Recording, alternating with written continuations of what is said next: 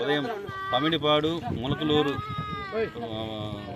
రెండు ఊర్ల పొలిమేరల మధ్యలో రోడ్డు పక్కన ఒక మహిళ చనిపోయి పడిందని చెప్పని సమాచారం వచ్చింది.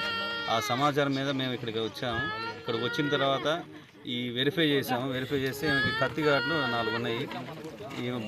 తర్వాత మాకు ఇంతలోనే ఏంటంటే ఈ భర్త ఈమెని చంపేసి అతను కూడా బైక్ మీద స్పీడ్గా వెళ్తూ ఉండి ఆ కారంపూడి దగ్గర యాక్సిడెంట్ అయింది.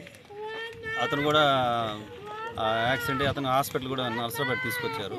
వీళ్ళిద్దరికి మధ్యలో ఇంతకుముందు గతంలో కూడా అమ్మాయికి ఇల్లీగల్ కాంట్రాక్ట్స్ ఉన్నాయంట. ఆ కాంట్రాక్ట్స్ అంటే పంచాయతీ జరిగింది. పంచాయతీ జరిగి అమ్మాయి వాళ్ళ పుట్టింటికి వెళ్ళి ఉంటాం. తర్వాత రీసెంట్గా ఒక 2 నెలల క్రితం హైదరాబాద్కి వెళ్ళారు.